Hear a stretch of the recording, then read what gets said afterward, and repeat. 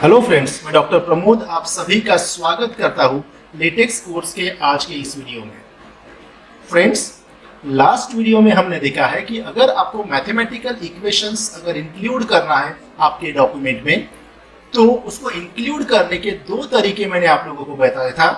एक पहला मेथड है हमारे पास इनलाइन मोड और दूसरा मेथड है हमारे पास डिस्प्ले मोड। इनलाइन मोड में इक्वेशंस किस तरह से इंक्लूड करना है यह ऑलरेडी हमने लास्ट वीडियो में देखा हुआ है। इस वीडियो में हम देखेंगे कि मैथमेटिकल इक्वेशंस डिस्प्ले मोड में किस तरह से लिखना है। ये एक्सप्लेन करने के लिए मैं आपका जो लास्ट वीडियो में जो मैंने फाइल बनाया था उसी फाइल को रेफर करता हूं। आप अगर यहाँ पे देखते हो तो वही फाइल मैंने यूज किया हुआ है और इस फाइल में मैंने कुछ इक्वेशंस इनलाइन मोड में आपको लिख के बताए थे।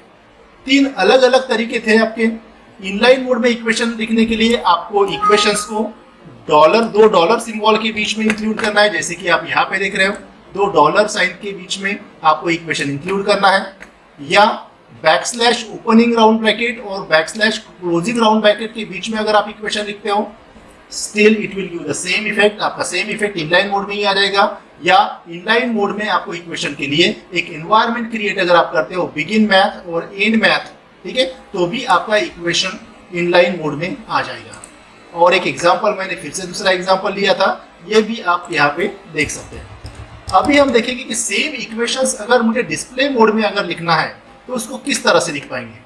ठीक है, मैं सेम इक्वेशन लेता हूँ, ये इक्वेशन अगर मुझे डिस्प्ले मोड में अगर लिखना है तो सिंपली अभी मैं इक्वेशन ही कंसीडर करता हूँ और उसको डिस्प्ले मोड में आपको लिख के बताता हूँ।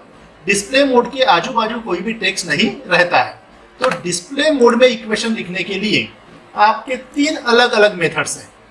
पहला मेथड है हमारे पास कि बैकस्लैश ओपनिंग स्क्वायर ब्रैकेट अगर आप करते हो और बैकस्लैश क्लोज स्क्वायर ब्रैकेट अगर आप करते हो तो आपका डिस्प्ले मैथ मोड क्रिएट हो जाएगा।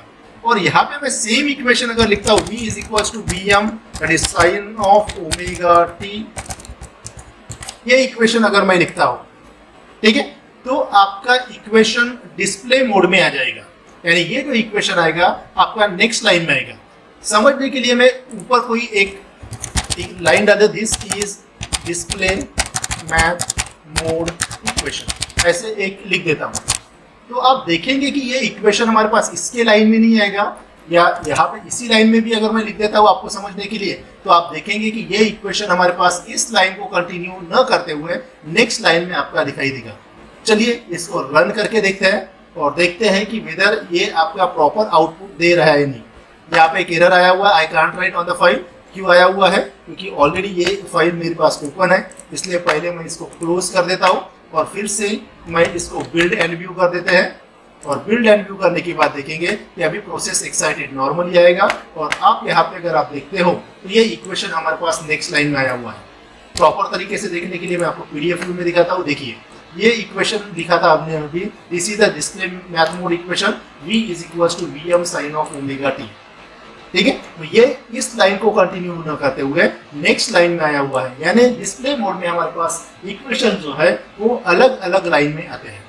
तो एक ये तरीका हुआ आपका डिस्प्ले मोड में मैथ के इक्वेशन लिखने का। कौन सा? कि जहां पे हमने,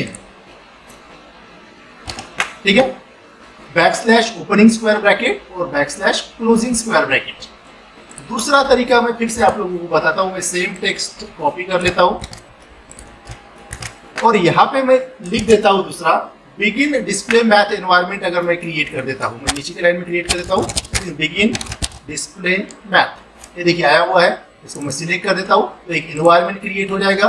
और यहाँ पे मैं सेम इक्वेशन अगर मैं कॉपी कर लेता हूँ तो भी मेरे पास डिस्प्ले मोड में मैथमेटिकल इक्वेशन आ जाएगा। तो ये कि दूसरा तरीका है जहां पे आपको mathematical equation begin display math और एंड डिस्प्ले मैथ के बीच में इंक्लूड करना है। माय फेवरेट मेथड, मेरा सबसे चाहता तरीका ये है कि मैं यहाँ पे यूज कर देता हूँ। मैं फिर से टेक्स्ट थोड़ा सा कॉपी कर लेता हूँ और यहाँ पे मेरा फेवरेट तरीका मैं आप लोगों को बताता हूँ। यहाँ पे मैं लिखूंगा begin equation, right, begin equation.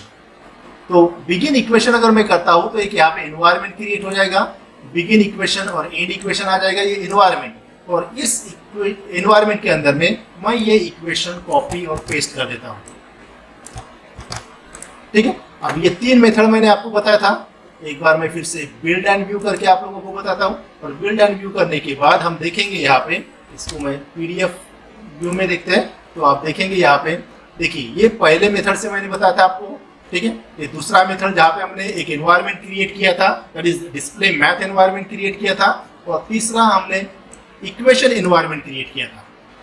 अब यहाँ पे तीनों में डिफरेंस अगर आप देखते हो, ठीक है, तो थर्ड वाले में देखिए कि ऑटोमेटिक नंबरिंग दे दिया इस इक्वेशन को।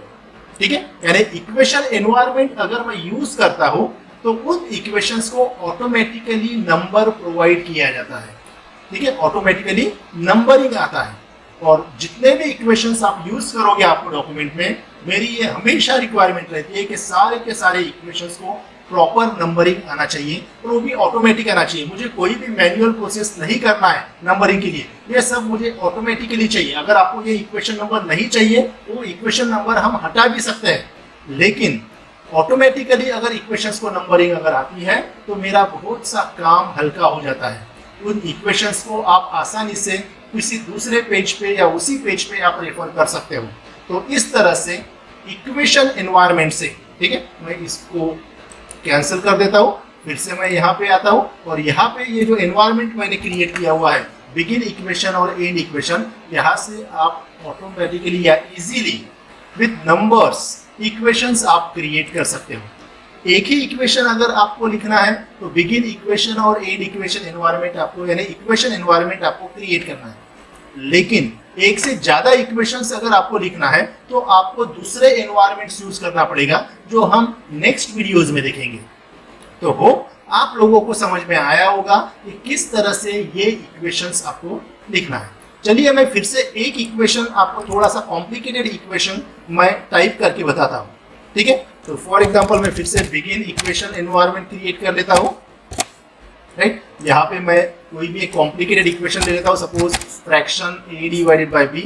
ये किस तरह से करना है, क्या करना है, मैं आपको बाद नेक्स्ट वीडियोस में बताऊंगा। e is equals to e to the power t plus 4, इस तरह से। फॉर एग्जांपल कोई भी रैंडम इक्वेशन, ये कोई लॉजिकल इक्वेशंस नहीं है, करेक्ट इक्वेशन नहीं है, कोई भी रैंडम इक्वेशन मैंने यहाँ पे ले लिया हुआ है। ठीक है, इसको अगर मैं बिल्ड एंड व्यू करके दिखाता हूँ तो आप देखेंगे कि एक नया इक्वेशन आ जाएगा।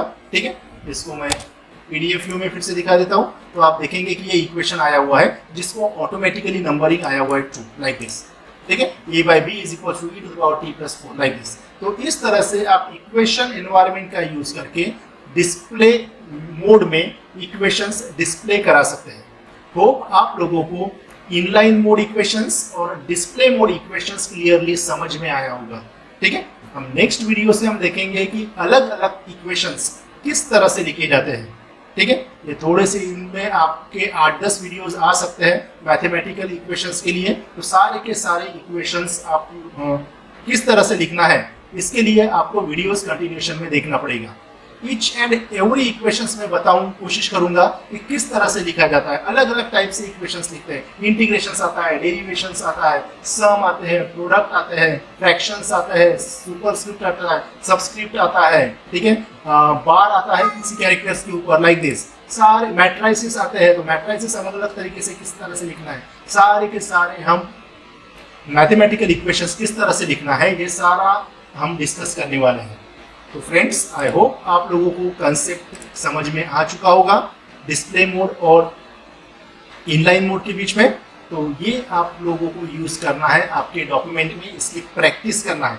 और अगर आपको कुछ समझ में नहीं आया है तो आप मुझे क्वेश्चन कर सकते हैं, डायरेक्टली व्हाट्सएप कर सकते हैं। मेरा नंबर मैंने ऑलरेडी आपको प्रोवाइड कर दिया है, तो उस नंबर के ऊपर आप आपका नाम और आपकी क्वेरीज आप मुझे व्हाट्सएप कर सकते हैं।